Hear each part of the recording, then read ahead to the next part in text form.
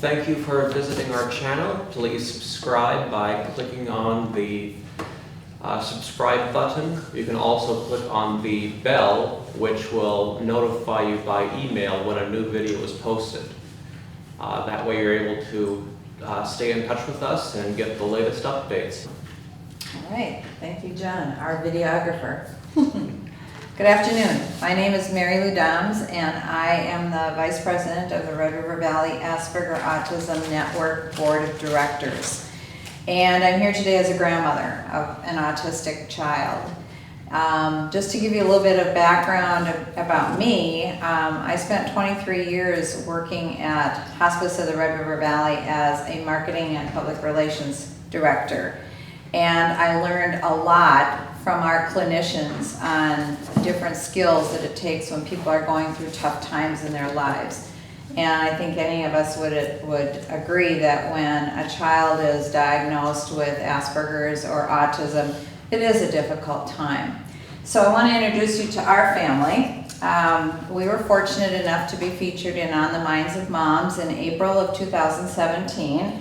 This is my daughter, Kate, and this is our granddaughter, Emily, and this is me. And the point of this story was to really talk about the three generations in our family of working with autism. 10 years ago, right about now, Emily was diagnosed. She's 12. And when she was about 18 months, she started to become verbal, you know, saying what 18-month-year-olds do, mama and dada and things like that. And then all of a sudden that stopped. And our primary concern at that time was that she had a hearing loss because she wasn't responding and she wasn't, you know, you'd say a word and she wouldn't repeat it or something like that. In fact, I can remember one day when she was over at our house and I all of a sudden turned on the garbage disposal just to see if my instinct was right, that she was having some kind of a hearing problem, and she didn't flinch. Well, it wasn't a hearing problem. Kate took her to her pediatrician, and that led to another, a couple of other appointments. And then at the same time, some very observant people at Emily's daycare noticed some different behaviors. And so they brought that to Katie's attention. Now in our family, there are 4 children. Kate's our oldest and only daughter, and then we have 3 sons, and I have 9 grandchildren.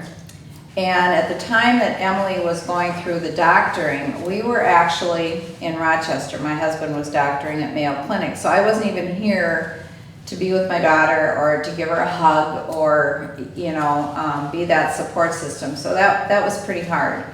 But when she was diagnosed, and it was with PDD-NOS, pervasive developmental disability not otherwise specified, we just kind of gathered around and thought, okay, what are we going to do?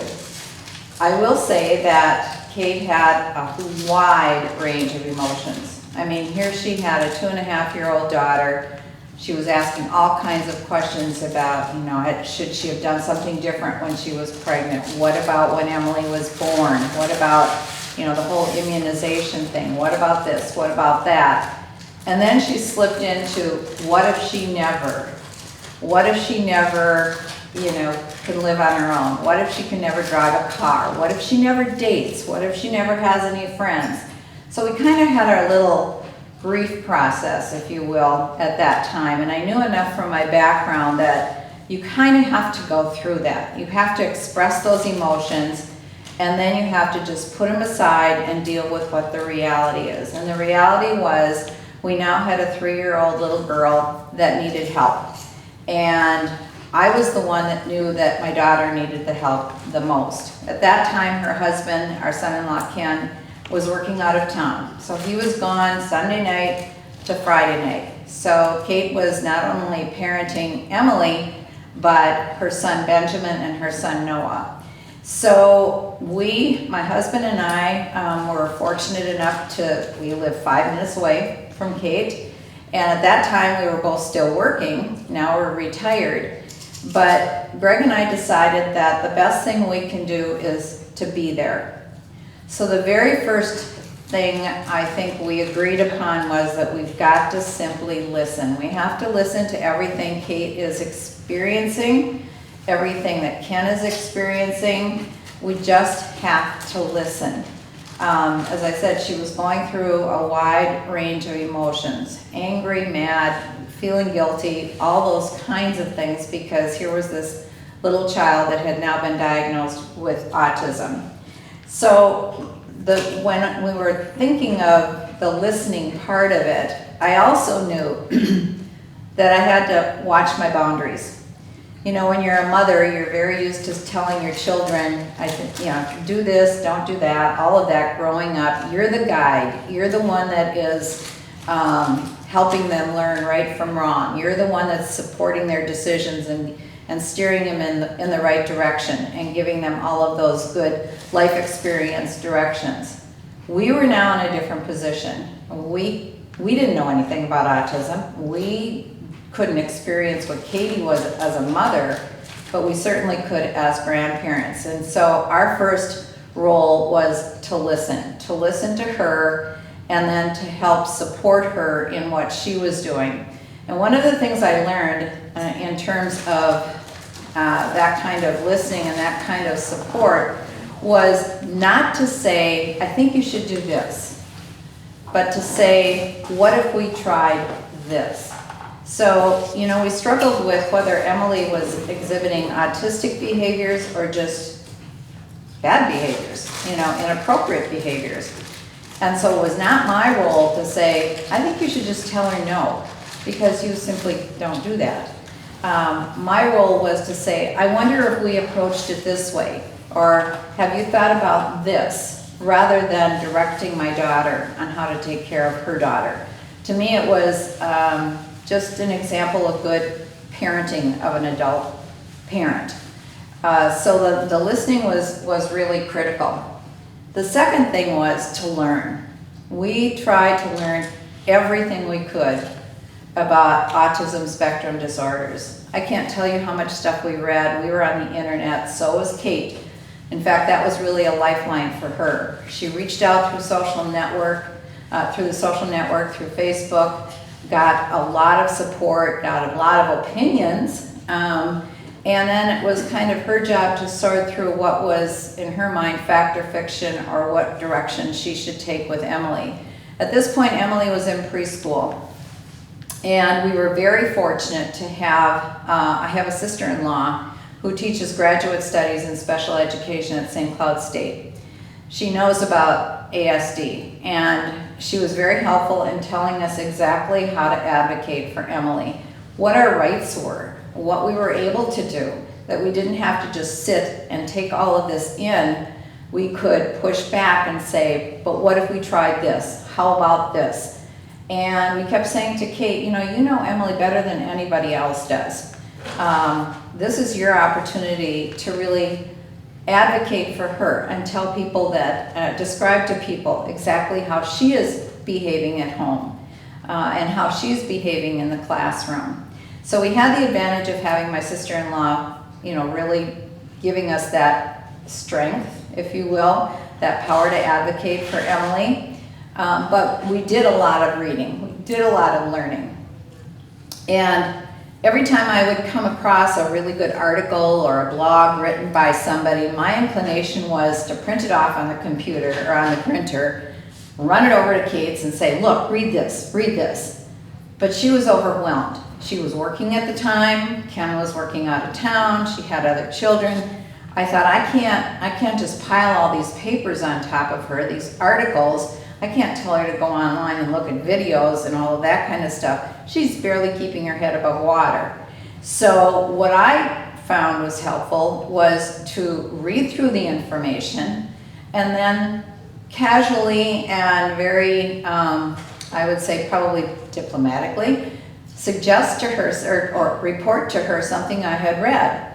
To say it, offhandedly. For example, if I read something about nutrition, I would say, I just read this interesting comment about kids who have autism and how texture is really a problem. I wonder if that's why Emily isn't eating whatever. So that was another way of saying to her that I'm on top of this, I'm reading this, and I'm not going to tell you what to do, but I'm just going to share with you what I have learned. seeking out that own information for me as a grandparent and for my husband as a grandparent was a little bit difficult. Everything I read was about the parent and the rest of that nuclear family. In other words, Katie and Ken and their children. There wasn't anything that told me how I should act, how I should behave, how I could be supportive. So I had to really rely on what I had learned when I worked at hospice, listening and learning, and that ultimately it's her decision. It's Katie and Ken's decision how they work with Emily and the resources that they look out for Emily. And that proved to be, pretty successful. She has done a fantastic job of looking for all of those different outlets. She's also gained a lot of close friends through the Red River Valley Asperger Autism Network and the people that she met in support groups. She learned that a support group wasn't necessarily her thing, but certainly having conversations with other parents who had children on the spectrum, one-on-one, over coffee, on the phone, through email, that was all very helpful for her. So she was being very diligent in finding those resources, and we were supporting her and encouraging her. The last part, after the listening and the learning, is to really live it.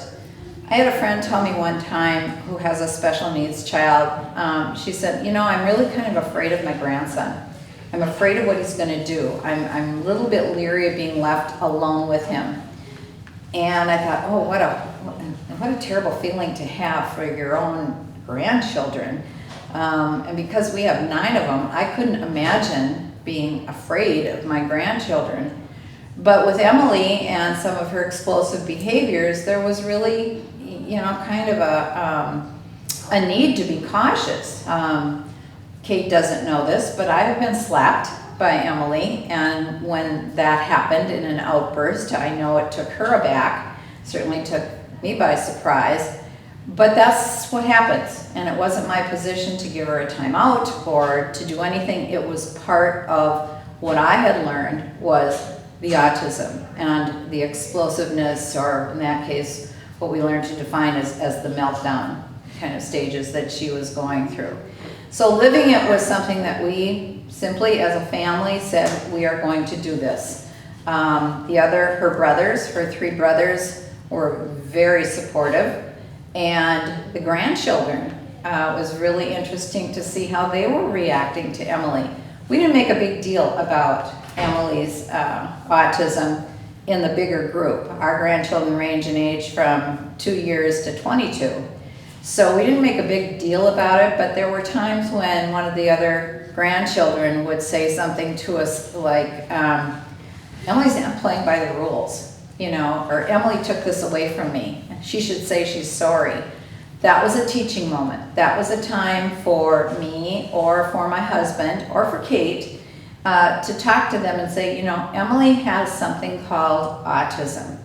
And what autism means for her is that her brain's just wired a little bit differently than yours. So she may not see things the way you do. What our job is to help her learn how she can play together with all of you, how she can follow what we call the rules of the game. And I said, it might be okay to change those rules a little bit for Emily's sake. The kids were always playing hide and go seek in our house because we have a multi-level home. And that was an opportunity again to say, let's play by Emily's rules this time. Let's let her decide how high you count before you go and look for somebody. Let's have her decide where home base is. And I have to say I'm pretty proud of our grandchildren in the way that they have come to accept Emily and include her. Emily has an extremely creative side. So that has resonated with a couple of our grandchildren in particular, and she loves to sit down and draw and color and trace things and things of that nature, put things together. So that's something that they can do in common. But I think it was really important for us as grandparents to help our grandchildren and include her to the best of her ability, but also to help them understand why she may be treated a little bit differently than some of the others. Why she isn't eating raw vegetables like you guys are made to do. So it really is an ongoing process in terms of educating them as well as educating ourselves about what's happening with Emily. Probably in that whole learning process was a real role reversal. I became the student, Katie was the teacher. So I needed to learn from her, and she did an excellent job of helping me figure out what Emily's triggers were, to find out how to soothe her. She loves pressure, she loves squeezes. That really helps her calm down. We always need to have a sucker on hand because sucking on a sucker is that kind of texture and tactile thing that she needs to calm down. So we are reinforced in the car, at home, wherever we are, we have those reinforcements for Emily's sake. But we didn't learn that on our own because every child has different triggers and every child has different ways of calming down. We learned it by trial and error, and then watching Kate and how she worked with Emily. The other thing that was really important was, I think as a parent of an adult parent, you want to just step in and rescue them. You know, when I would see some of the other grandchildren acting up, my inclination was to say, don't you talk to your mother that way, or don't talk to your dad that way, or that's not how we behave in this house. But with Emily, I needed to take my cues from Katie. If Katie wanted our help, she would signal, kind of like this, over the back of her shoulder. If she didn't want our help, she would put her hand up like this, and that told me that she knows how to handle this, she's confident, she wants to work with just Emily. Emily doesn't need to be bombarded by other adults, you know, trying to get into the picture. Transitions were extraordinarily hard for Emily. When she would come to our house, quite literally, it would take two of us to get her back into the car because she would have such a meltdown about leaving, not wanting to leave, and she's a very strong girl. We worked with a lot of different tools to help with those transitions. Probably the best one was a schedule. And when she was littler, 5, 6, 7 even, it was all pictures. She does love to come to our house, and so Kate would make a schedule, and it would be, Gramp picks you up in the car, go to Grandma's house, and there would be a picture of our house. We even did photographs, a picture of our house. Have pizza for dinner, watch a movie, go to bed, and then the next morning breakfast. And that was our schedule. In fact, I can remember after she got a lot more comfortable being at our house, she would look at that schedule, and the last thing on the schedule was always, Mom's coming to pick you up, and she would cross that off. She didn't want to go home. She'd either cross it off or she'd tear it off the bottom of the paper. So then we would just let that go. But over time, she got to know, and we had to stick to the schedule. But over time, she knew that as she got closer to the bottom of that list, there was going to be a transition. And the transition was she would have to go back home. She absolutely loves to sleep over, and she's sleeping over tomorrow night. And we have a very, very common routine when she does. If it's the school year, we pick her up from school. She comes over. She now likes the computer a lot, so she gets to play on the computer. Then there's dinner. Then we're into choices. You can do this or you can do that. You can watch a movie or you can go back on the computer. Or we can do some drawing and cutting, or you can do this. And then we work our way into bedtime, which is not a problem at all. When she was littler, it was that transition into bedtime, and I would have to be in there with her and put pressure on her to get her to settle down. We had the weighted blanket. Now it's just routine. She knows, she looks at the clock, she knows that's the time.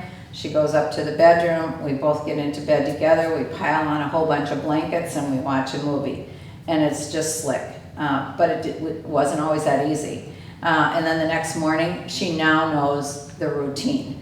Sometimes she doesn't want to go home, but we have a way of having another date set up on the calendar, so there's something for her to look forward to. The other thing that we found with Emily is that there are certain things that she needs to count on. And fortunately, because Greg and I are both retired, we're fairly flexible. So if it's 8:45 in the morning and Emily is getting ready for school and it's not going so well, Kate knows that she can say, would you like Grandma to take you to school? And I don't really do anything before 9 o'clock in the morning until I know that that transition's all taken care of. And if that works, that works. We don't consider it spoiling or giving in because it doesn't happen every single day. But it's just a way of helping Emily become more comfortable in starting her day. That happened yesterday. Sometimes Kate feels as though, why is it me? Why doesn't she want to go to school? Is it something I'm doing? And I've said, you know, it's because it's different. Every child likes something that's just a little bit different. The other part of that is Gramp drives a truck, and she loves to ride in Gramp's truck. So the other incentive now is Gramp will pick you up at the end of school in his truck. So there are some of those things that she really looks forward to and she associates with not so much a reward, but just an end point. Graham picking her up in his truck from school, or me taking her to school, or us taking her to McDonald's for a cone. Those are things that she really associates with us as well. The other thing that we have found is that because there are other children in the family, they often, get left out. Ben is 14, Noah's 22, and he now has moved out of Fargo, but when Emily was first diagnosed, Ben and Noah were both living at home. And of course, Katie's energies and attention were so focused on Emily, as were ours, that poor Ben kind of got lost. And it didn't take long for us to realize that some of those things that Ben was doing were a reflection of not getting enough attention at home.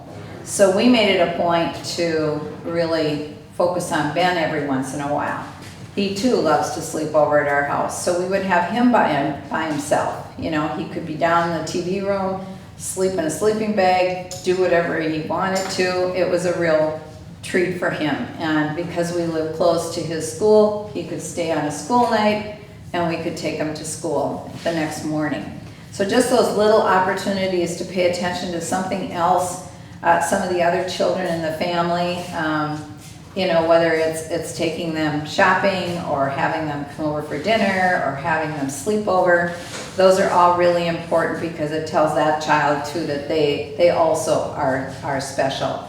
And I would say Kate's done a fantastic job of including Emily in family activities, and that has helped Ben learn what his sister's limitations are and what she can and cannot do. And he's extremely tolerant of her behavior. And they fight like brother and sister, and when they were littler, they would wrestle and all of that. It's all good. But each of them needs their own space and each of them needs their own special attention. So that's what we really try to do with Benjamin. One of the other things that I think is really important is that I don't always know that we know how to ask for help. I think it might be part of our culture. It's just hard for us to say, I really need your help with this. That's where our daughter was.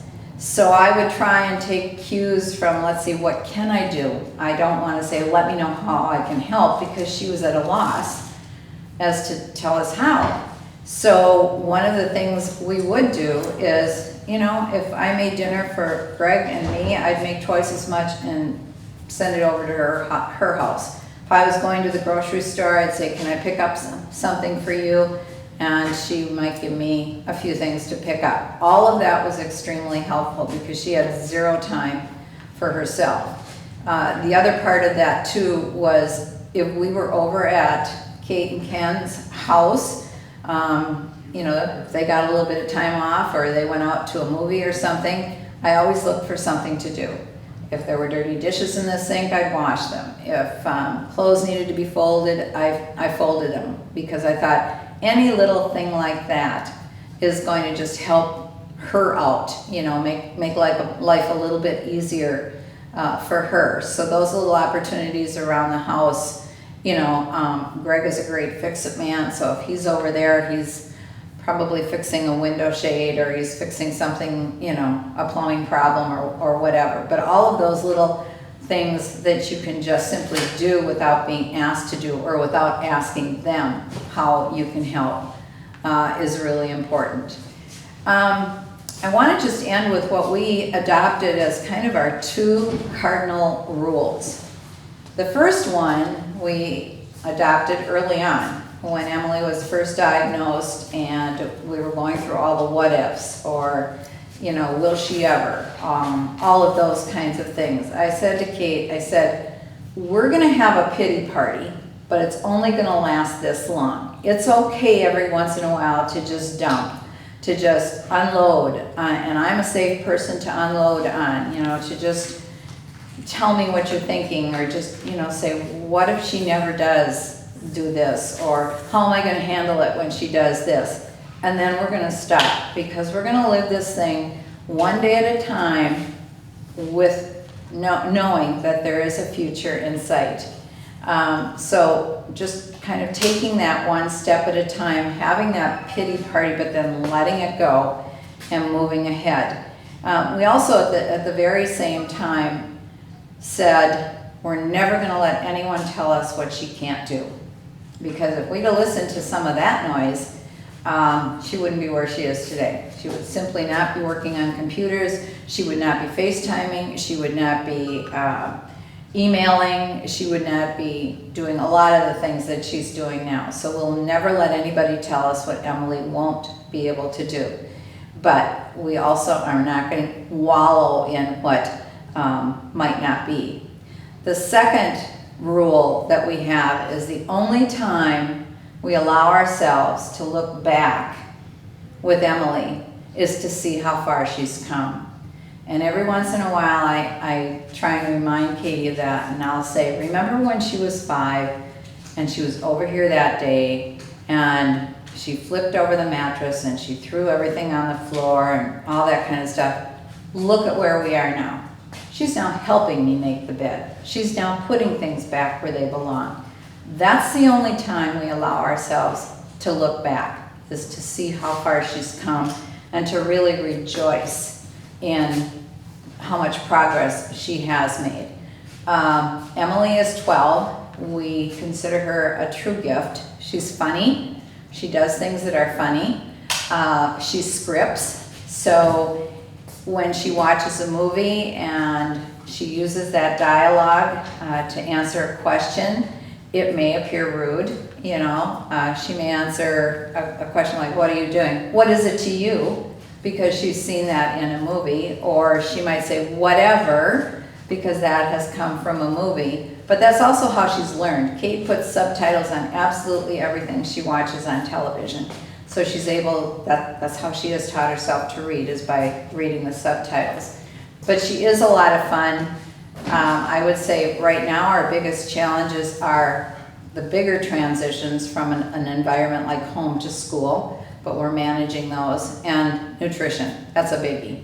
She has a very limited diet, but we're working on that one too. And it'll come. I just know it will come. So again, learning to listen, learning to learn about autism spectrum disorder, and then just learning to live it. Live it with your adult children, live it with your grandchildren that are on the spectrum, and then having those kind of 2 guidelines of not spending a whole lot of time worrying about what if, or, you know, will she ever, and then rejoicing in how far she's come, only looking back to see how far she actually has come.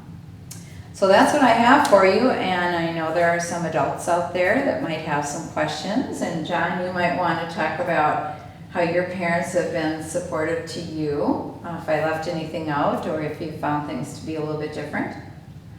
We'll let people know. Yeah, I just want to also say that I like how you ended it there, because there may be some people listening that might have picked up on the being afraid of grandchildren and the some of the more violent outbursts. And autism is a spectrum, and there is progress that can be made over a period of time, and there are ways to help isolate, help control, and help prevent meltdowns. So you don't need to live in fear of your children. There are things that you can do with the right understanding of the condition. And autism, Asperger's, the whole spectrum, it's not bad, it's not better, it's just different. It's just a different wiring of the brain. It's not something that you can really compare from neurotypical to on the spectrum. They're simply different. So when you get a diagnosis, do not think this is the end of the world. And I've also heard that some parents have wanted to avoid having their children tested for autism because they were afraid of the answer they would get. The sooner you know, the better you're able to prepare them for life. I struggled because I wasn't diagnosed until I was 19, and Emily was diagnosed at 2.5. 2.5. So Almost 3. there are different options out there. There's ways to help. There are support groups. Don't think about it negatively. It's I'm glad you said that, because I remember, Kate initially took Emily to the pediatrician thinking she had a hearing problem, which then led to other stuff. But it's kind of that same thinking that if I don't go to the doctor, I won't find out I have a heart problem. If I don't check the mail, I won't find the bill from the power company, and then I don't have to pay it. It's convoluted logic. So John's absolutely right. I think the best thing that ever happened in our case was that Emily was so young. So we were immediately able to look for resources and reach out to other individuals. And that whole thing about learning what works for one child, because as they say, if you've met one person with Asperger's or autism, you've met one person with Asperger's or autism. And what we've learned to do to help Emily probably would not work for other children. But it's trial and error, it's patience, and it's seeing this child as a real gift. There are days when I would love to crawl into Emily's mind and body, because things are sometimes just so simple. They're just so simple for her. Kind of black and white. She doesn't get stressed about a lot of stuff except some of those transitions. But it's fun to watch her grow. It's fun to watch my daughter grow. I think this has brought out the absolute best in our daughter. She's now very involved in the network. She leads the Legos and More group that we have. She's going to be leading the League, which is our youth group. She's been very active in just parenting skills with other parents, having kind of that dialogue. So I really think it's brought out the best in her. We don't look at this as a burden. Not at all. Not at all. This is a gift. And I think that's another powerful message too. It's your attitude. It's your attitude towards the whole thing. And just approaching it from a glass half full to a glass half empty. Anything else? Yeah, I think about, reading of Albert Einstein and how his parents were encouraged to institutionalize him because he would never amount to anything. They didn't understand that he was, exploring everything. He just wasn't verbalizing, he wasn't communicating with them, but he, went on to become one of the greatest people of all time. But he probably had, I think they recognized He is officially on the list of historical figures who would have had Asperger's syndrome. Yes. Right, and also Thomas Edison. Yeah. Right. You know, and the inventiveness that he was, you know, able to do and see things that nobody else had ever seen, you know, and how that in turn started the ball rolling. And so then you start looking at the other inventors, Tesla, with the, you know, changing AC, you know, as compared to DC, a current, you know, for electricity. And, you know, and so, you know, and Leonardo da Vinci. If he would have had an internal combustion engine, he would have had a working helicopter. He had written, you know, actually created the design that would have been a working helicopter. But he was 500 years before, you know, the time. Yeah, but I think, I mean, that's so true, and I think that probably in this day and age, our challenge as grandparents or parents is to just be looking for those opportunities for our children and grandchildren to explore that, whatever is inside them. You know, with Emily, I remember being fearful that she flipped on the computer. I thought, oh great, here goes everything we've got stored in the computer. But, you know, she loves it. She knows how to Google. She knows how to bring images up. She knows how to print. There's nothing that I don't think she can't learn on the computer. And she's also learned right from wrong. Somebody told me one time that you always default to the autism instead of the behavior. I'm not so sure I totally agree with that, because she has learned what she can and cannot do, or should and should not do. Doesn't always work for her. Some days, you know, it just gets ahead of her. But she knows with the computer what she needs to do before she can turn it on, and she knows what to do in different parts of the house before she can access, you know, the art materials or whatever it is. So I think our challenge as a society is to just allow them, you know, to try these things.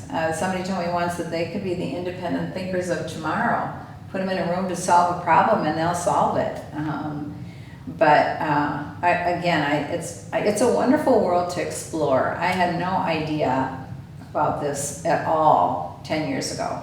And now I just find it fascinating. And I find meeting people, you know, like John and some of the others that I've met through the network, it's so much fun to see what they have found as their kind of bailiwick, as their art form, or as their niche.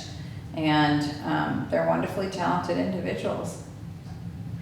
And if you're concerned about, you know, the computer and there's files that you're concerned with using, you know, losing, there's no reason you can't have a second computer, and you can get one at a thrift store for cheap. Yeah, I mean, I'm talking $15, $20, you know, and have that, you know, and that can hook to the internet. And then, you know, that's the grandchild's or the children's computer. That if it breaks, you know, who cares? I had gotten one time, an older computer, and somebody said, why do you want that old stuff? And I said, I got this works with kids, and I said, if it gets broke, and then that just, you know, and he said, you don't care. And I said, that's right. That's right. I don't care if it gets broke. So, you know. And Emily has her own iPad, and she knows that she doesn't use our iPad, you know, because she has her own. We just have to make sure it's always with her. You know, but. One more thing I'd like to bring up is, like you said, someone said you default on the autism instead of the behavior. Behavior can be learned.